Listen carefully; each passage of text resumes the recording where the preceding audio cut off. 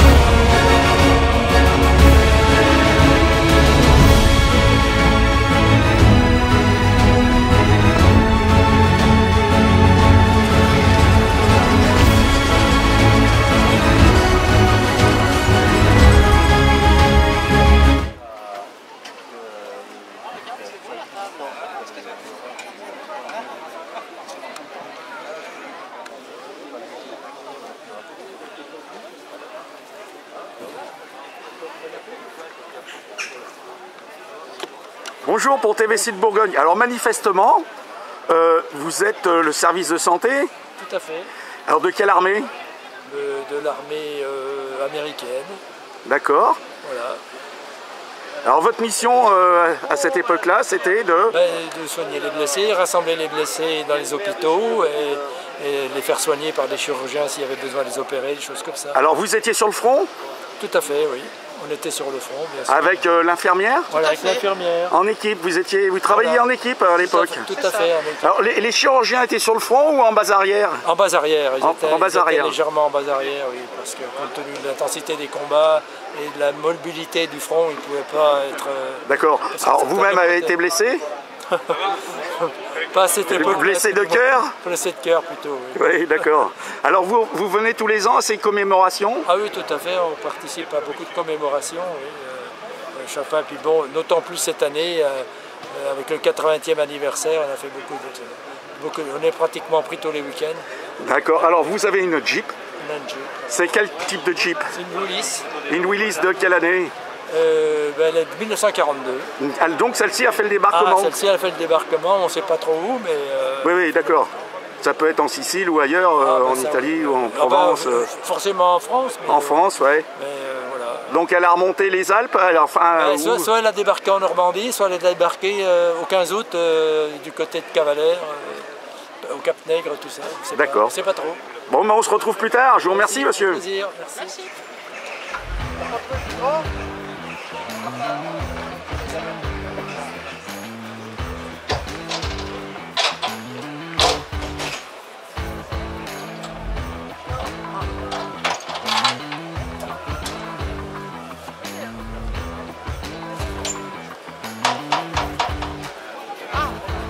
Bonjour, alors, Bonjour. vous représentez qui?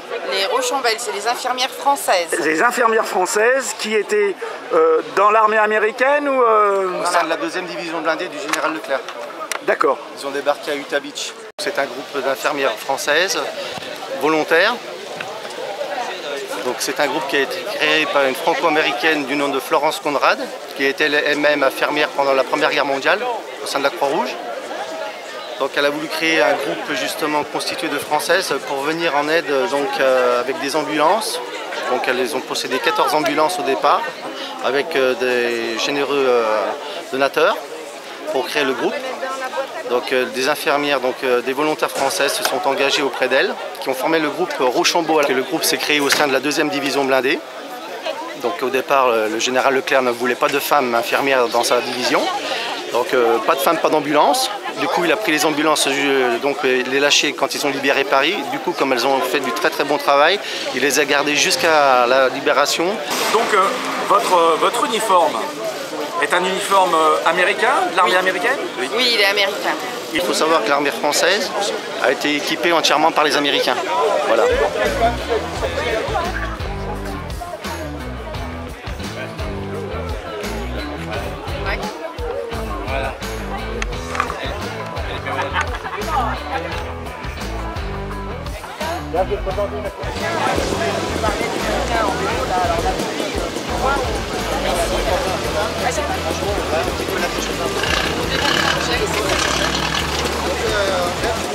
Bonjour monsieur, est-ce que vous avez une stèle à côté de vous, quelque chose comme ça? Non, non. Vous n'avez pas équipé? Non, j'avais pas pris.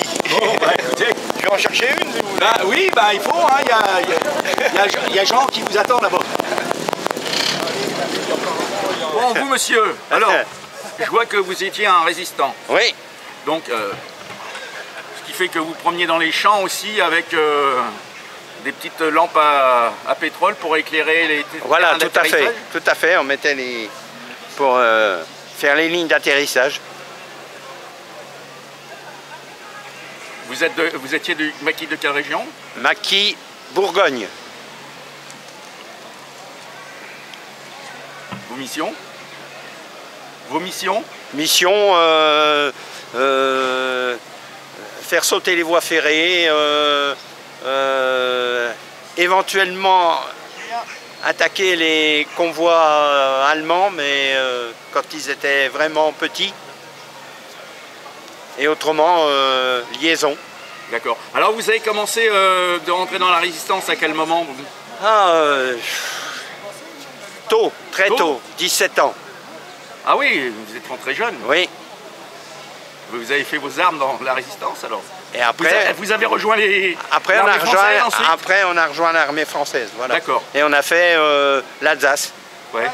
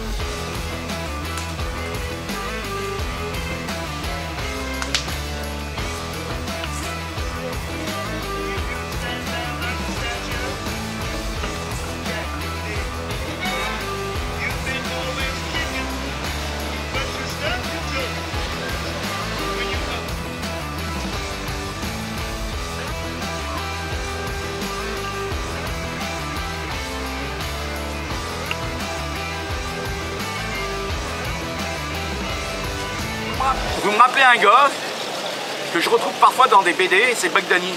Vous étiez un pilote, vous? Oui, oui. Un pilote de l'Air Force? Oui, l'Air Force, oui. Ouais, alors? Mais j'ai plus d'avion. C'était quoi votre avion? B-17. Un B-17? Voilà. Wow, c'est Skippy. Ah bah le fameux Skippy, c'est vous le fameux Skippy. Attendez, retournez-vous encore. Voilà, en même temps je prends la photo.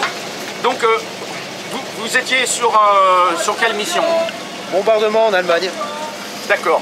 Donc toute l'Allemagne, ce qu'on appellerait de l'Est maintenant, tout ça, tout c'est voilà. Partout? Voilà. Vous voliez avec, en escadrille ou Ah, toujours en escadrille, oui. équipé avec des bombes, quel type? Des bombes incendiaires, des choses comme ça? Bombe, oui, incendiaire, et puis bombe 500 litres, 250 livres. D'accord. Vous étiez accompagné avec des chasseurs, j'imagine? Oui. Vous pouvez nous en dire plus? Bon, De vos missions? de nos missions, bah voilà, bah c'est décollage, longue mission de 7-8 heures, et après... vous partiez d'où à l'époque? D'Angleterre. D'Angleterre. Vous savez depuis quel aéroport? Quel aérodrome plutôt? Sud de l'Angleterre, il y a beaucoup d'aéroports au sud de Londres, et voilà quoi. D'accord. Retour sain et sauf hier soir? Oui, oui, sain et sauf hier soir, on est rentré sain et sauf. Pas de perte? Non, pas de perte hier soir. Encore. Je vous remercie. Joël Thibert. Oui. Tu es venu avec combien de véhicules aujourd'hui? Ah, aujourd'hui, je suis venu qu'avec ma Jeep. T'as la Jeep alors? Voilà, c'est tout. Parle-nous un peu de ta Jeep. Ma Jeep, elle est de 44, elle a fait le débarquement. Lequel? De Normandie. De Normandie. Je l'ai acheté en 99. Je l'ai toute restaurée, j'ai mis plusieurs années, et puis voilà. Elle est restée en 6 volts ou tu l'as mis en 12 volts? Et je l'ai passé en 12 volts pour la commodité, mais j'ai toutes les pièces d'origine en 6 volts que je garde après. D'accord, tu la bricoles toi-même? Non, ce que je peux faire, oui, mais bon, j'essaie quand même de prendre des gens compétents. Ouais, alors tu as un deuxième véhicule, je sais, militaire. J'ai un commande-car, un Dodge commande-car. Tu l'as pas amené là? Je ne l'ai pas amené parce que je peux conduire qu'un véhicule à la fois. Quand c'est pas très loin de la maison, je prends quelqu'un pour le conduire. Alors dis donc, tu pourrais m'introduire auprès des gens qui sont derrière toi là parce que bon, apparemment ils parlent pas français et puis ils sont pas bien bavards. Ceux-là là? Ceux-là, ouais. Ils sont pas bien méchants, mais bon, bah ceux-là sont pas méchants, ouais. Non, en fait, ça représente la ligne de démarcation. Oui, c'est ça. Avec les mannequins, donc la personne qui arrive en vélo, une dame. Qui a des plans et des informations. Qui veut passer la ligne de démarcation et les deux gardes qui vont le. Et qui a des choses cachées dans son tube de sel. Ouais, peut-être, oui, peut-être.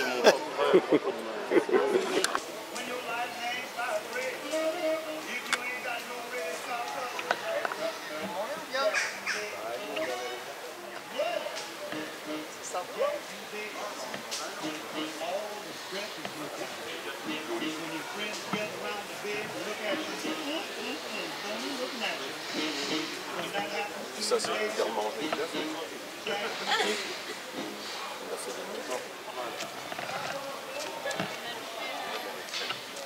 Bonjour monsieur.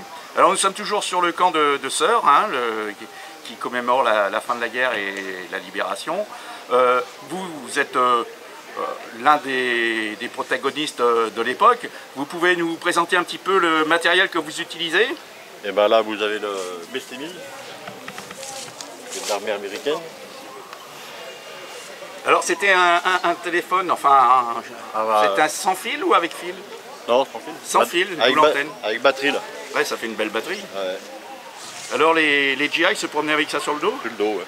Ouais, fallait pas le perdre. Bah non. Puis il y a le poids. Bah oui, hein. Ouais, puis c'est compté, hein. Ouais. Un autre poste devant nous? GRC 9. Portatif aussi. Qui se branchait avec la GGN. Ah oui. Oui, donc il y avait peut-être deux opérateurs. Alors, deux opérateurs, un à la GGN et un au fond. Ouais. Et après vous avez l'armement. Alors qu'est-ce que c'est comme mitraillette ça? Ça c'est allemande, MP40. MP40, c'est un pistolet mitrailleur plutôt. Ah non, moi j'appelle ça une mitraillette, voilà quoi. Qui était couramment utilisée par les Allemands. Ouais. Par les Allemands. Et celle-là, la Grace Gun, qui était utilisée par l'armée américaine. D'accord. C'est un chargeur de combien là? Ouais, 25 cartouches. Ah oui. Donc vider assez rapidement. Quoi. Ah oui. Je vois qu'il y a un gros fusil, c'est quoi ça? Un FMBA. SMBA. FMBA, ouais. C'est de l'armée Américaine. américaine. Ouais. D'accord. Avec le garant à côté. Ah, le 40, c'était les fusils de GI, ça. C'est les gars, les boys ont débarqué avec ce genre de flingue. Le fusil, ouais.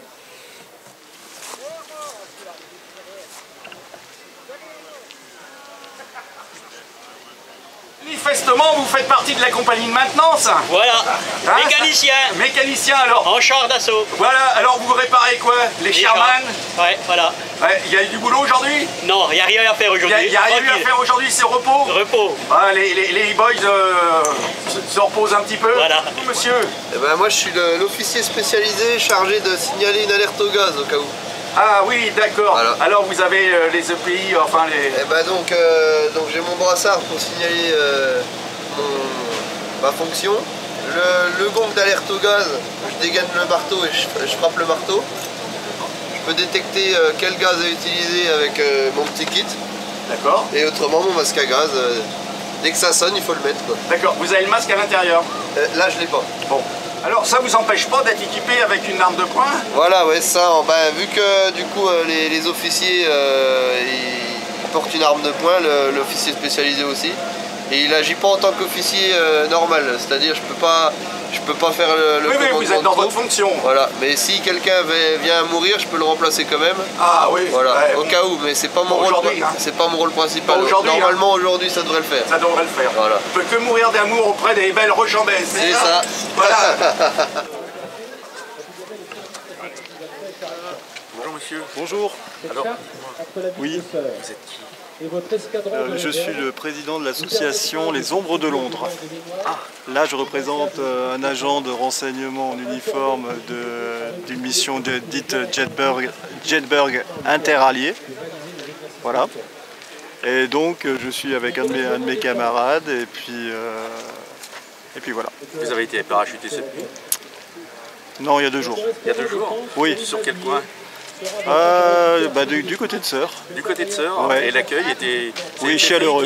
C'est les FFI qui nous ont recueillis. Nous avons vu avec eux pour une séance de parachutage d'urgence pour qu'ils puissent s'équiper beaucoup mieux avec du matériel extrêmement moderne et surtout aussi avec des parachutages d'explosifs et pour le sabotage des voies ferrées et des garnisons allemandes. Qui avait commandité l'opération Moulin? Ah non, ça c'est le GQG de Londres, hein.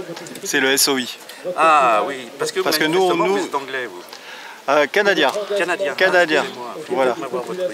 Je suis canadien, je suis de Québec. Voilà. La Chaudière? Oui, exactement. Vous êtes du régiment La Chaudière? J'ai fait partie du régiment de La Chaudière et je me suis engagé au sein du Special Air Service en premier, qui m'a formé, entraîné et finalement, vu que j'étais un peu trop indépendant, on m'a dit on a un autre boulot pour toi. Allez, ça te dit d'être parachuté derrière les lignes ennemies avec 2 copains? J'ai fait bon bah allez, on y va. Après la guerre, vous avez revu le Canada? Difficilement. Je suis resté, j'ai trouvé une compagne sur place et puis je suis resté en France. Bien, je vous remercie. Monsieur, vous avez des drapeaux, des médaillés militaires? Et du souvenir français. Et du souvenir français. Alors, ce sont des organisations d'anciens combattants? Patriotiques, oui. Ça c'est donc le médaille militaire. Ça c'est donc le souvenir français a pour but d'honorer la mémoire de tous les militaires disparus. Voilà. Le souvenir français qu'on retrouve souvent le 1er novembre dans nos cimetières au niveau du carré militaire. Voilà, c'est ça. Je vous remercie messieurs. C'est moi.